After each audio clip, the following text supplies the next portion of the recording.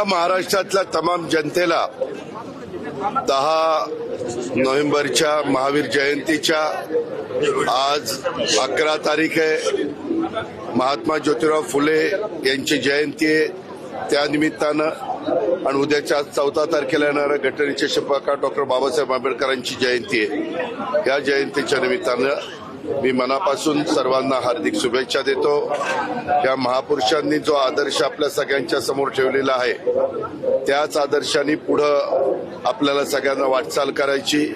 त्याच्यातूनच तुमच्या माझ्या महाराष्ट्राचं भलं होणार आहे. त्याच्यातूनच आपल्याला शिवशाहू फुले आंबेडकरांच्या विचारधारेला एक अधिक चांगल्या पद्धतीनं गती देण्याचं काम करता येणार आहे आणि याच्यातून जातीय सलोखा वाढणार आहे आणि सगळ्या महाराष्ट्रातल्या जनतेनी गुण्यागोविंदांनी त्या ठिकाणी एकत्र राहायचंय. या पद्धतीनं आपण सगळ्यांनी वागायचंय आणि महात्मा ज्योतिराव फुल्यांच्या जयंतीच्या निमित्तानं मी तेच आव्हान तमाम माझ्या सहकाऱ्यांना तमाम माझ्या जनतेला त्या ठिकाणी करीन. आज इथं आल्यानंतर खरं तर एका गोष्टीचं थोडंसं वेदना होतात किंवा मन अस्वस्थ होतं. त्याचं कारण असं आहे की माननीय छगन भुजबळ साहेब असतील, आम्ही सगळेजण असो, अनेक जणांचे त्याच्यामध्ये उल्लेख करता येईल की इथं एक चांगल्या पद्धतीनं जो महात्मा फुले वाडा आहे त्या फुलेवाड्याच्या संदर्भामध्ये अधिकची जागा आजूबाजूच्या लोकांची स्वखुशीनं घेऊन आपल्याला खूप चांगलं अशा पद्धतीनं इथं हे स्मारक बनवायचंय. त्याकरता जी जमीन अक्वायर करायची आहे त्या जमिनीच्या संदर्भामध्ये मागं देखील जवळपास 200 कोटी रुपयाची तरतूद त्या ठिकाणी करण्यात आली. मी आत्ताच आल्यानंतर आपले पुणे महानगरपालिकेचे आयुक्त राजेंद्र भोसलेंशी पण बोललो किंवा राजेंद्रजी आयुक्त तुम्ही थोडंसं गती देऊन काही सहकार्यांना पण याच्यामध्ये काही राजकारण आणण्याचं कारण नाही.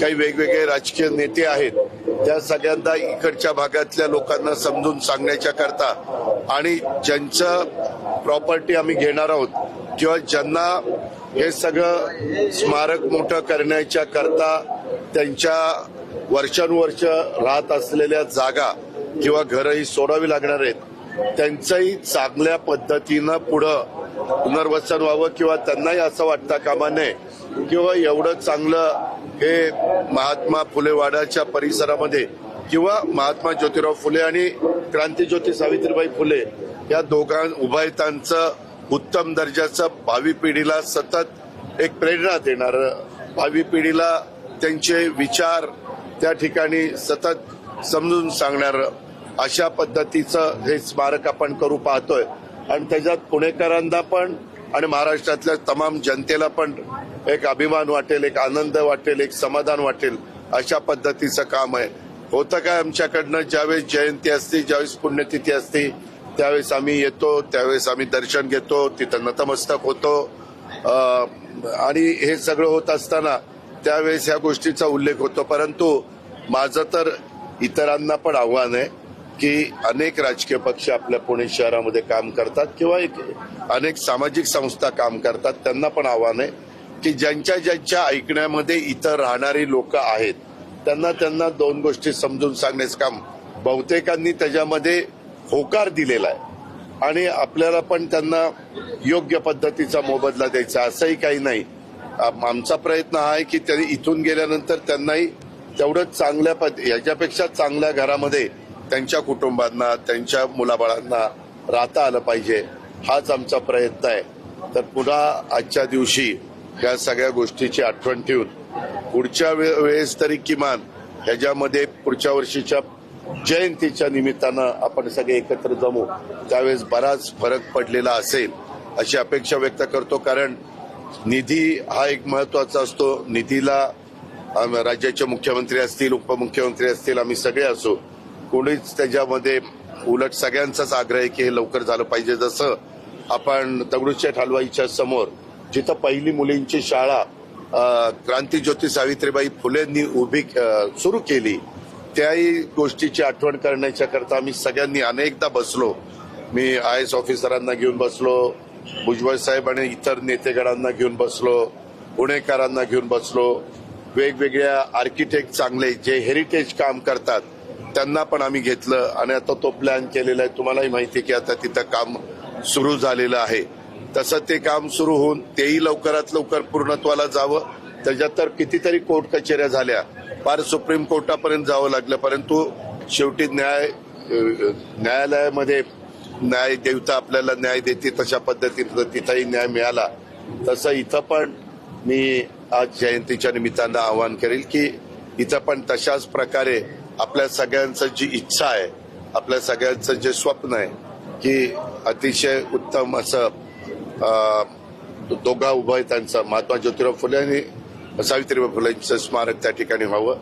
ते करण्याच्या करता आपण सगळेजण मिळून प्रयत्नाची शिकस्त. लोक येत आहेत तिथं जागा देण्यासाठी, पण अधिकाऱ्यांनाच किती मोबदला द्यायचा हे माहिती नाही. काल छगन भुजबळांनी म्हटलेलं लोक त्यांना भेटायला. तुम्हालाही माहिती आहे, आपण विमानतळाच्या जागा घेतो, आपण रेल्वे करता जागा घेतो, आपण एखादं शहर डेव्हलप करण्याच्या करता जागा घेतो आणि त्याच्यामध्ये साधारण नॉर्म्स ठरलेले आहेत.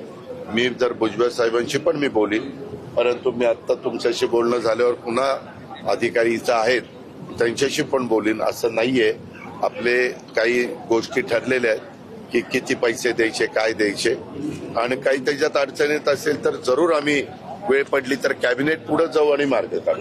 उपोषणाला बसावं लागेल, अधिकारी दिरंगाई करतात, मलाच उपोषणाला बसावं. बरोबर आहे ना बाबा, ती उपोषणाला बसण्याची वेळ येणार नाही अशा प्रकारची काळजी खबरदारी घेऊ. दादा, महात्मा फुले यांच्यावरती एक चित्रपट आज खरं तर प्रदर्शित होणार होता महात्मा फुलेंच्या जीवनपटावरती, पण दरवेळेस सारखं चित्रपटावरून पुन्हा राज्यात वाद झाला. काही ब्राह्मण महासंघ असेल किंवा इतर हिंदुवादी संघटनांनी विरोध केला काही दृश्य, आणि तो आता 15 दिवसानंतर पुढे ढकललाय. सेन्सॉर बोर्डवरती सुद्धा प्रश्नचिन्ह उपस्थित केले जात आहेत. आपल्याला सगळ्यांना माहिती आहे की आपल्या महाराष्ट्रामध्ये ज्यावेळेस एखादा चित्रपट प्रदर्शित होतो त्यावेळेस सेन्सॉर बोर्ड असतं. त्याच्यामध्ये ते सेन्सॉर बोर्ड त्या ठिकाणी चित्रपट बघतं. त्याच्यामध्ये अनेक वेगवेगळे मान्यवर त्या बाबतीमध्ये त्या समितीमध्ये आहेत आणि साधारण त्या चित्रपटाचा समाजावर कुठला काही वेगळा परिणाम होणार आहे का, त्याच्यातनं वाईट परिणाम होणार आहे का, हे सगळं पाहिलं जातं, शहानिशा केली जाते. आणि तुम्हालाही माहिती आहे की आतापर्यंत अनेक वेगवेगळ्या प्रकारचे चित्रपट आलेत. आता मध्ये बघा पद्मावत आणि पद्मावती तो आला, त्यावेळेस अशाच प्रकारची चर्चा झाली, परंतु ते पद्मावतीचं नाव पद्मावत केलं आणि नंतर तो चित्रपट आला तरी देखील काही घटकांचा त्याला विरोध होता. आता ठीक आहे, आपल्या संविधानाने, आपल्या घटनेने आपल्याला बाबासाहेबांनी सगळ्यांनाच आपलं आपलं मत स्वातंत्र्य दिलेलं आहे, विचार स्वातंत्र्य दिलेलं आहे. त्या पद्धतीनं लोक बोलतात, परंतु साधारण आम्ही सरकार म्हणून ही काळजी घ्यायची असते की त्याच्यातून समाजामध्ये कुठं तेढ निर्माण होणार नाही, समाजामध्ये एकोपा राहील, ही खबरदारी. 36% पेमेंट झालेलं आहे. कौन तहूर राणा 26/11 मास्टरमाइंड है, एक बड़ी जीत है भारत के लिए ये और जांच एजेंसी के लिए. बराबर है, बहुत दिनों से, क्योंकि 26/11 हम सब 26/11 हम सब बम्बई में थे. तब स्वर्गीय R.R. पाटिल भी थे, विलासराव देशमुख भी स्वर्गीय थे और हम सब वहाँ थे. ये सब होने के बाद हमने भी राउंड मारा था जहाँ ये घटनाएं हुई थी और वो इतनी गंभीर घटना थी कि पूछो मत. इसीलिए उसका मास्टरमाइंड कौन है ये पूछताछ करने की बहुत कोशिश की. अभी ये जो आदमी मिला है वो आने के बाद पता चलेगा कि किसने उसको बताया, क्यों उन्होंने ये किया, उसका कारण क्या था, और वो पता होने के बाद अपने को आगे भी अपनी लाइन ऑफ एक्शन क्या होनी चाहिए, ज्यादा से ज्यादा क्या करने के बाद लोग सुरक्षित रहेंगे और सब में खुशहाली रहेगी. ये आता एसटी कामगारांचा प्रश्न आहे. 56% मार्च मध्ये जे पेमेंट 56% दिलं, एसटी रात्री पुन्हा तुम्ही आणि त्याच्यानंतर. अरे बाबा, एसटीला मागे पण कोरोनाच्या काळामध्ये ज्यावेळेस त्यांचे प्रवासी येत नव्हते तेव्हा दर महिन्याला साधारण 250 ते 300 कोटी रुपये आम्ही सरकारमधनं बजेटमधनं द्यायचो आणि ते चालवत होतो. आता आपण 50% महिलांना तिकिटामध्ये सवलत दिलेली आहे.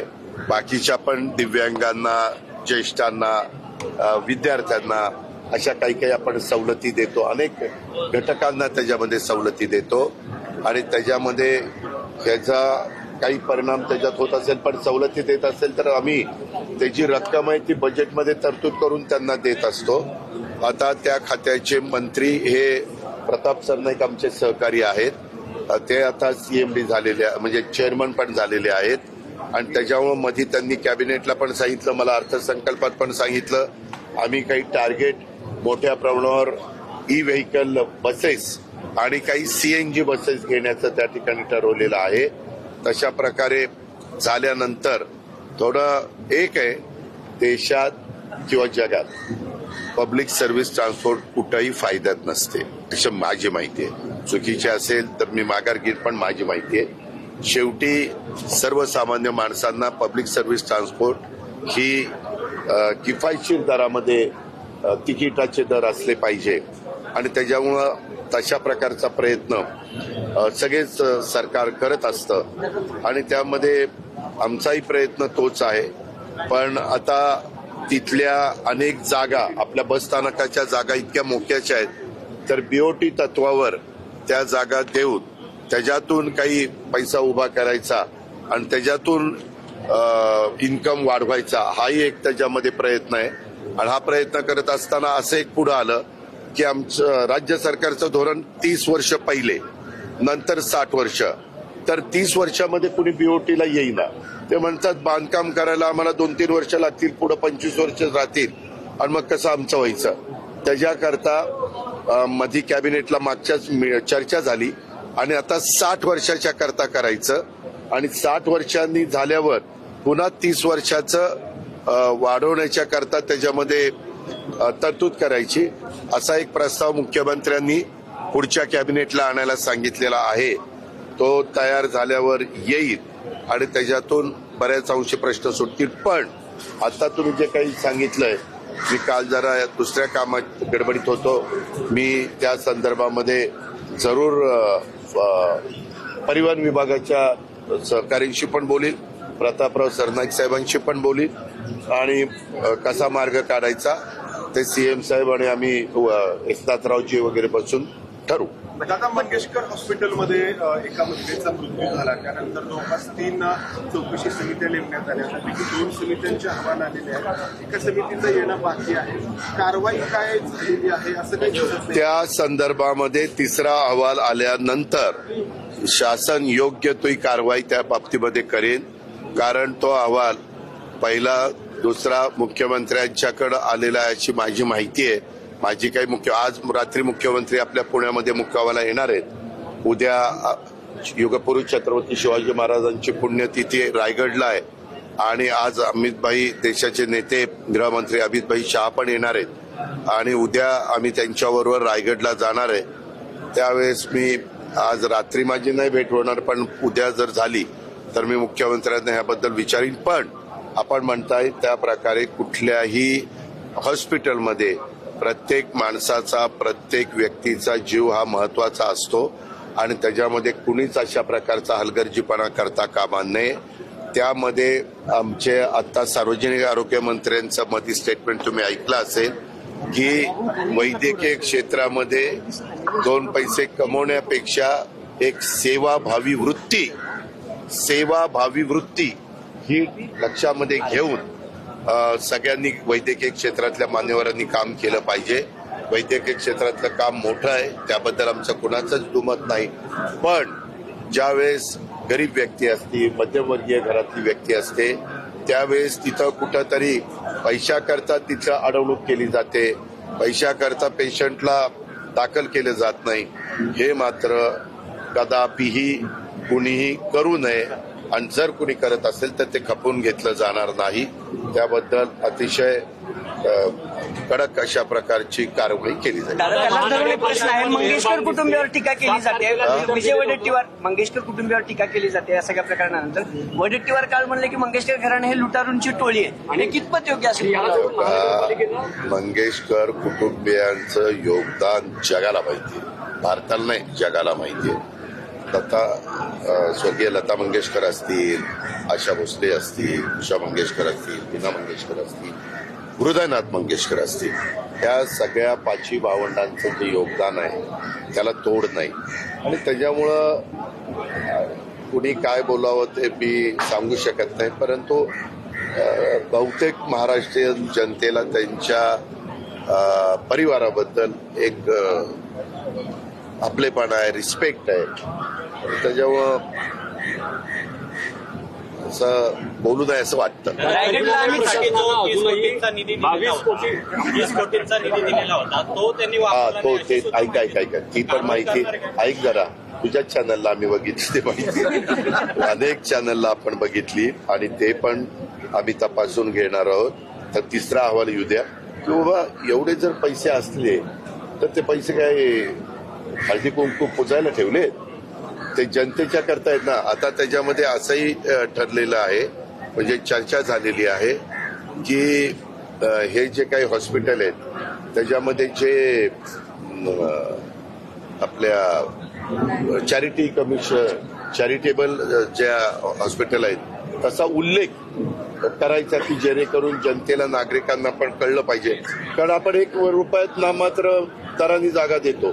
आज काही काही जागांची किंमत काही शेकड्या कोटीमध्ये आहे. आणि हे कशा करता देतो की एक चांगलं हॉस्पिटल तिथं व्हावं, चांगल्या सुविधा व्हाव्यात, चांगले बेड उपलब्ध व्हावेत आणि त्याच्यातनं 20% तरी गरीब लोकांना ज्यांची ऐपत नाही अशांना पण तिथं उत्तम प्रकारचा ट्रीटमेंट करता यावी, देता यावी.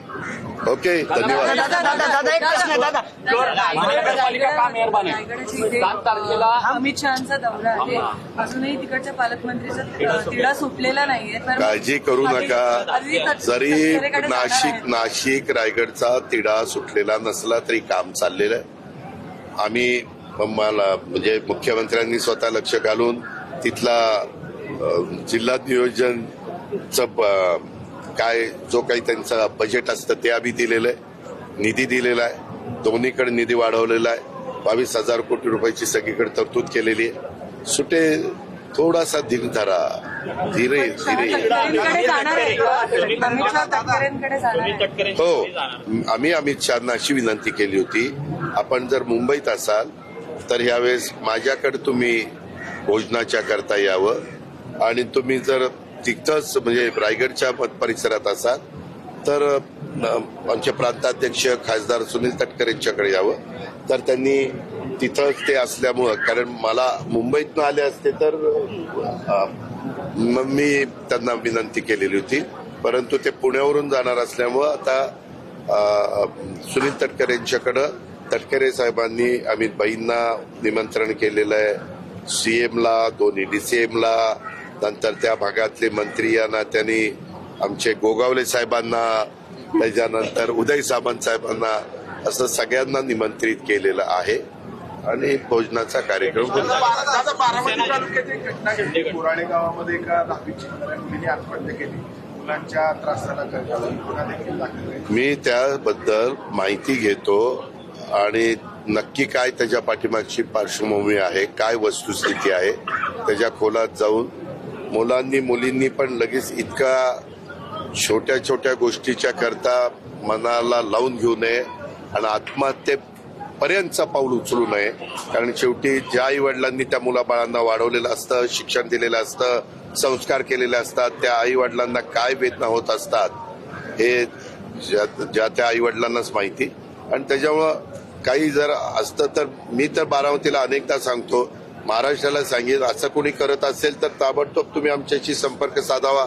आम्ही इतके टेलिफोन नंबर दिलेले आहेत, महिलांच्या करता दिलेले आहेत, मुलींच्या करता दिलेले आहेत, पोलिसांच्या करता वेगळे, जनरल पब्लिकच्या करता दिलेले आहेत, अँब्युलन्सच्या करता दिलेले आहेत. या सगळ्या सुविधा का देतो? का तर कायदा सुव्यवस्था चांगली राहावी, प्रत्येकाला इथं सुरक्षित वाटलं पाहिजे अशा पद्धतीनं आमची पोलीस यंत्रणा काम करत असते. आणि ते काम करताना त्यांना जे काही इन्फ्रास्ट्रक्चर तयार करून द्यायचं असतं ते करण्याचं काम सरकार करत असतं. जयदादांचा काल साखरपुडा झाला, सगळं कुटुंब पवार कुटुंब एकत्र दिसलं, सगळं आनंदाचं वातावरण होतं. महाराष्ट्राला प्रश्न पडला की पार्थदादांचं किती, कारण वयानं ते मोठे आहेत ना. काय आता जयनी त्याचं ठरवलं, पार्थने ठरवलं की पार्थचं करू. बनेश्वर रस्त्याचं काम कधी चालू होईल? मनेश्वर रस्त्याचं काम तातडीनं चालू होईल, सूचना दिलेल्या आहेत. सीओशी बोललोय, म्हसे म्हणून PMRDAचे प्रमुख आहेत त्यांच्याशी बोललोय, डुडी कलेक्टरशी बोललोय. त्यांना म्हणलं 600 मीटरचा रस्ता आहे, आता परत कुणालाही तिथं उपोषण करण्याची पाळी येता कामा नये. माझ्या बहिणीला पण येता कामा नये आणि इतर कुठल्या नागरिकांना पण येता कामा नये. आता तो रस्ता झालाच पाहिजे. त्या कामाला यंत्रणेला लावलेलं आहे. निधी कमी पडून दिला जाणार नाही. मी त्यांना सांगितलं, निधी जर DPC मधनं पाहिजे असेल तर DPC मधनं देतो. PMRDA मधनं देखील निधीची तरतूद केलेली आहे. जिल्हा परिषदेमधनं पाहिजे असेल तर तिथनंही देण्याच्या सूचना CO ला दिलेल्या आहेत. आणि काल शेवटी मी असं ठरवलेलं आहे की PMRDA आता ते काम तातडीनं सुरू करेल आणि फक्त ज्यांना बन्नेश्वरचं दर्शन घ्यायचं असेल त्या भाविकांना, तिथल्या रहिवाशांना आता त्रास होणार नाही अशाबद्दलची काळजी सरकार म्हणून आम्ही घेतो. सासरे आता वाढलेले आहेत, आंदोलन होत आहे. तुम्ही जेव्हा विरोधी पक्षात होता त्यावेळेस मोठी भाषणं केली, तुम्हाला विसर पडला का? अजिबात नाही विसर पडला. तुला जसा प्रश्न विचारायचा विसर नाही पडलेला तसं मला पण तसा विसर पडलेला नाही. पण आपल्याला सगळ्यांना माहिती आहे पत्रकार मित्रांनो, जागतिक स्तरावर ज्या वेळेस इंधनाच्या किमती वर खाली होतात, आता पेट्रोल डिझेलच्याही किमती, दी ग्रेट अमेरिकेचे राष्ट्राध्यक्ष ट्रम्प आल्यापासून त्यांनी अशा प्रकारची काही परिस्थिती निर्माण केली टॅक्स लावल्यामुळं की सगळी जरा शेअर मार्केट जगातलं अनेक देशातलं गडगडलेलं आहे. त्याच्याबद्दल परवाच मी कुठेतरी भाषणामध्ये पिंपरी चिंचवडला उल्लेख केला आणि ह्या संदर्भात चांगलं माहिती आहे. आम्हालाही जनतेने त्यांना सुखाचं समाधानाचं जीवन जगता यावं म्हणून निवडून दिलेलं आहे. तुझ्यासारख्यावर असे प्रश्न विचारायची पाळी येऊ नये म्हणून आम्हाला निवडून दिलेलं आहे. पण 50 रुपये वाढले तरी पंतप्रधानांनी ऑइल कंपन्यांना पेट्रोल डिझेलचे दर वाढवू नका, तो तोटा तुम्ही सहन करा अशा सूचना दिलेल्या आहेत. आज आता स्वतः उद्याच्याला आम्ही अमित भाईंच्या बरोबर पण आहोत. त्यावेळेस साधारण काय केंद्र सरकार ह्याबद्दलची भूमिका घेणार याबद्दल आम्ही चर्चा करू. आणि एकंदरीत वातावरण जगातलंच या कराच्यामुळं गडबड झालेली आहे आणि त्याच्यामुळं किमती कमी अधिक प्रमाणात वर खाली होत आहेत. पण ह्या लवकर पूर्वपदावर याव्यात अशी प्रकारची अपेक्षा आपण व्यक्त करू. 25 वर्षांचा प्रदीर्घ अनुभव व अत्याधुनिक तंत्रज्ञान यांनी सुसज्ज असे पुण्यातील आकाश आय क्लिनिक व लेझर सेंटर. रोबोटिक पद्धतीने वेदनारहित मोतीबिंदू शस्त्रक्रिया, तेही विना टाका व विना इंजेक्शन. मेडिक्लेमची सुविधा व सेम डे डिस्चार्ज. लेसिक लेझरने चष्म्यापासून कायमची मुक्ती फक्त 10 मिनिटात. काचबिंदू, रेटिना, ड्राय आय, मायोपिया अशा अनेक डोळ्यांच्या विकारांवर उपचार म्हणजेच आकाश आय क्लिनिक आणि लेझर सेंटर. CTR कंपनी जवळ, विमान नगर, नगर रोड, पुणे. संपर्क 8888173100.